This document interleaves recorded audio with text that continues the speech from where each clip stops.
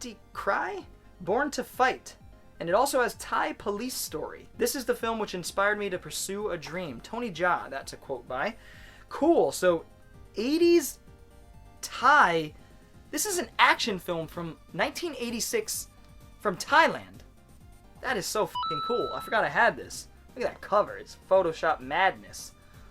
It's apparently from the fight choreographer of Ong Bak and The Protector. Man, this is cool as shit. And it has 2 movies on it. Thai Police Story, which is a play on Jackie Chan's Police Story, of course. Dead or Alive, Takashi Miike. Takashi Miike pumps out, he's very prolific, but he's hit or miss for me, and I think it's because he never takes more than like a year on a movie, so he just sort of pumps them out in like a pulpy sort of way, but I like some of his movies, and this is supposed to be just a gory gangster flick. This was released by Kino. I believe this has sequels, too, so Dead or Alive. Doesn't have anything to do with the games. What do we got? Winged Migration. Oh yeah, this is a fowl documentary. Bird documentary. Yeah, that's why I picked it up. Because I love nature, I love animals, and I love stuff like this that just, I know it's going to make me cry and weep like a little boy. And that's okay. I'm comfortable with it. Book and Sword. From Vincent Zhao. The star of The Blade and Once Upon a Time in China 4 and 5. I know the name. I'd know him if I saw... Oh yeah. Okay, I know the guy. And yeah, this is Tai Sang release. Book and Sword. Martial arts, man. Another game here. PS3 Darkness 2 limited edition. I loved the first Darkness game. That game blew me away. I haven't read the graphic novels or anything, but the story, the character, the world, the atmosphere really pulled me in and stuck with me. The Darkness is a great first-person shooter where this guy has like these 2 serpent-like demons that come from behind his back, I guess, and sort of you could attack with them. It's really cool. So you could machine gun people, but also at the same time use your tendrils to whip and ensnare motherfuckers. It's a really cool first-person shooter.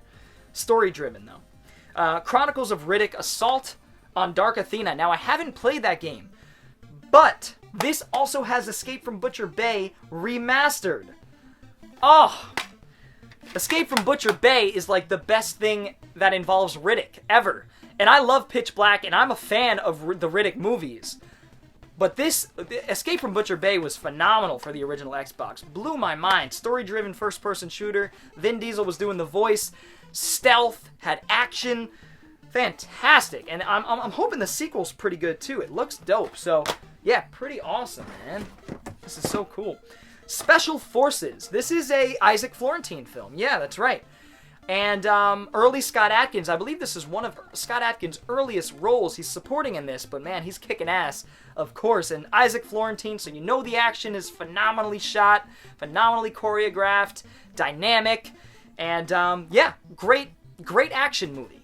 Not really a good movie, but a great action movie. Green Dragon, starring Patrick Swayze and Forrest Whitaker. Timothy Lin Bui. I know nothing about this movie, but I picked it up because it's a year 2000 Patrick Swayze film. I like the man's work.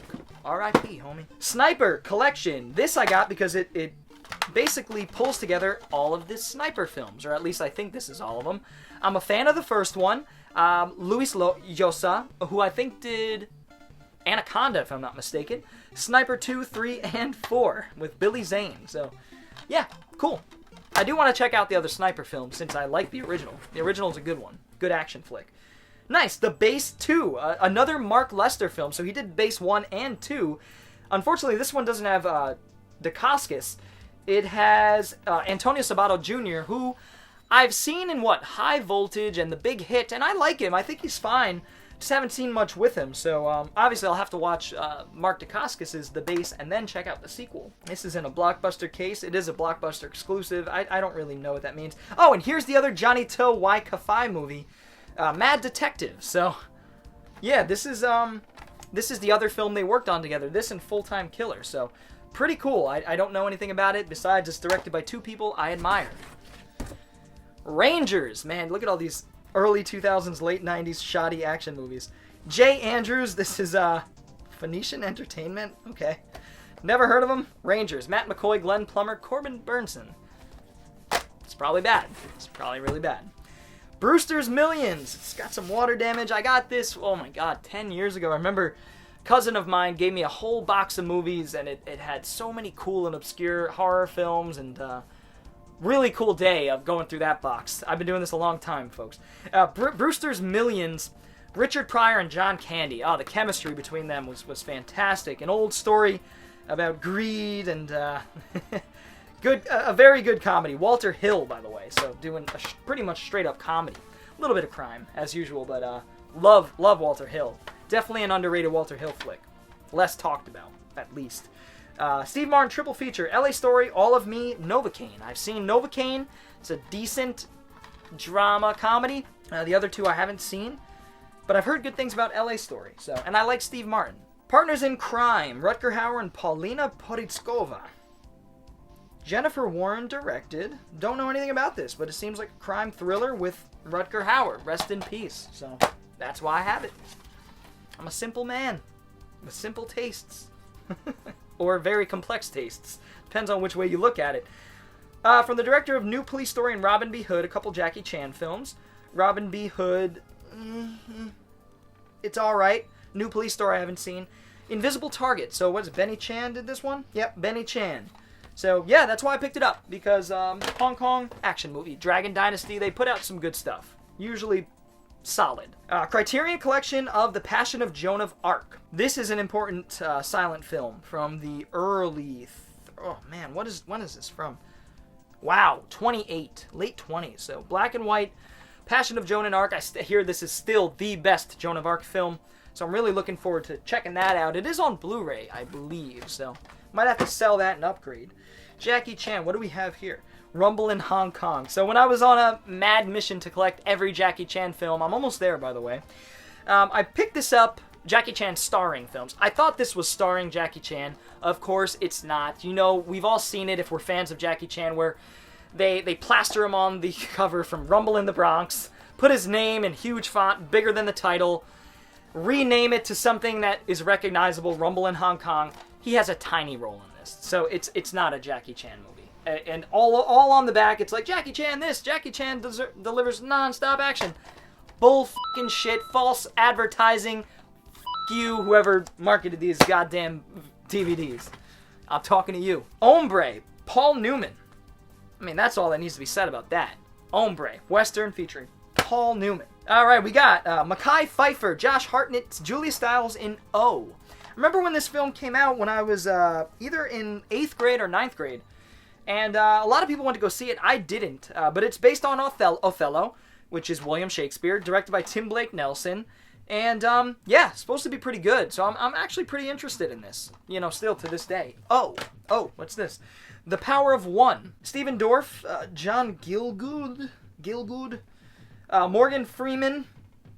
Oh, it's a John Avildsen film, the guy who did Rocky and Karate Kid. So, seems like another film in that vein, if you look at the back there. The kid's fighting. Not sure what this entails, but it looks like pretty cool performances by Dorff, a young Dorff, and a younger Morgan Freeman. So that's pretty neat. Last Row.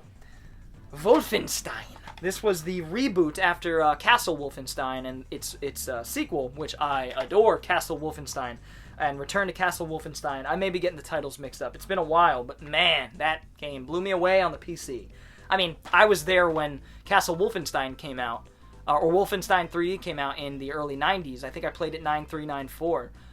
Even before Doom. I was a kid, 5 or 6, and I was just getting my feet wet with, like, computers. So this is before the internet. But this is sort of the reboot of that, and the series is still going on today, which is great to see. Hey, man, we love killing Nazis, especially zombie Nazis and genetically enhanced Nazis. So it's a wacky series that would make a good movie, even though the zombie film that came out last year sort of did that. What was that one called? Too many titles. I forget what that one was called. But I did watch it, and I really liked it. Free Enterprise. This is William Shatner. I don't know anything about this. It seems to be a Star Trek sort of comedy. Yeah, I don't know. Free Enterprise. It's the Shat. Gotta pick it up. Exchange.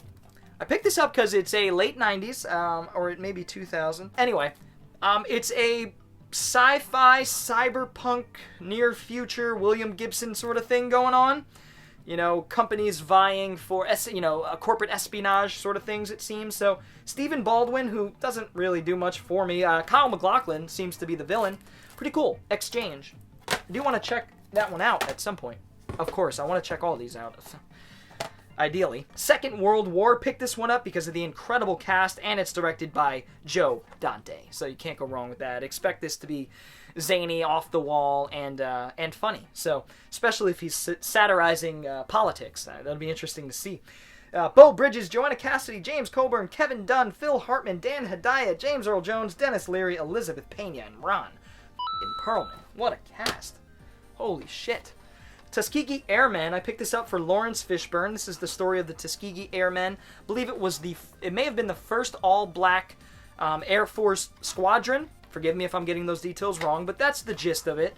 And, based on the true story of the 332nd Fighter Squadron, which I believe was all African-American. So, pretty cool. Definitely want to check that out. I love Lawrence Fishburne, of course. So, Lifeboat. This is a Hitchcock film that I don't have in any other format, not in my Blu-ray set or anything. This is a pretty early Hitchcock, right? 44, yeah, so pretty early Hitchcock. I picked it up because it's Hitchcock. That's a simple one. Above the Rim. I remember watching this in school for the first time, believe it or not. And Jeff Pollack directed. This is one of... I believe this may be... No, it's not Tupac's last film. I think that was Bullet, but... Yeah, it's a Tupac film. I thought he was I really think he was an underrated actor. Marlon Wayans, young Marlon Wayans. Leon, who was in Cliffhanger. Wow. One of the villains in Cliffhanger, who got I believe he got the ice pick to the underneath the chin. Yeah, I think that was it. Above the Rim. Really good urban sort of hip-hop drama. Basketball hip-hop drama. Cool stuff. 4-film collection here. Tommy Lee Jones collection from Warner Brothers. Space Cowboys, U.S. Marshals, The Client, and Cobb. Based on Ty Cobb's... I've been talking too long. Based on Ty Cobb's life, the baseball player, of course. U.S. Marshals is the sequel, it's a sequel. It's a follow-up to The Fugitive. Underrated, too. Really good. Wesley Snipes is in it. I really like U.S. Marshals. Not as much as The Fugitive, but Space Cowboys, Cobb, and The Client I haven't seen. This is still sealed. Oh, boy. Slipstream. I have... Oh, it's disgustingly hairy. It's got, adhesive, so it's, picked up and gathered all the dust and hair. It's gross. Mark Hamill, Bill Paxton. Ew. Yeah. Jesus. Yeah, really... I can't even hold that. Really low budget sci-fi action film with Mark Hamill with bleached blonde hair. It's not good. Undersea Kingdom. Another serial. This is 12 episodes here. Picked it up because it's a serial from the 30s. So, 36. I mean, you gotta love that. I love serials. I love going back and seeing all the inspiration that George Lucas got. And I gotta stretch here. George Lucas and Spielberg, they grew up watching those. So, figure if I grow up watching them, or at least watch them now, I'll get some insight. Last Stand. Kate Roger, Josh Barker, Orestes Matacena. Lloyd Simondl directed. No idea, guys. 99. No clue. This is probably bad. Probably objectively bad. Oh my god, what the hell is this? Tropical Heat, Volume 2, Episodes 3 and 4. I don't think I have Volume 1. This looks like a really bad, early 90s mullet-laden TV show? Yeah, that seems to be what it was, or at least a miniseries. Created by Sam Egan. I don't know. It looks bad, but I love the color scheme here. Very pink and baby blue. I love it. So very very early 90s. I used to have I have pictures of me in a pink and a radical pink and baby blue, or this exact turquoise. I have a picture of me as a kid wearing those colors. So they were cool at the time. Hot pink, that was cool shit in the 90s, man.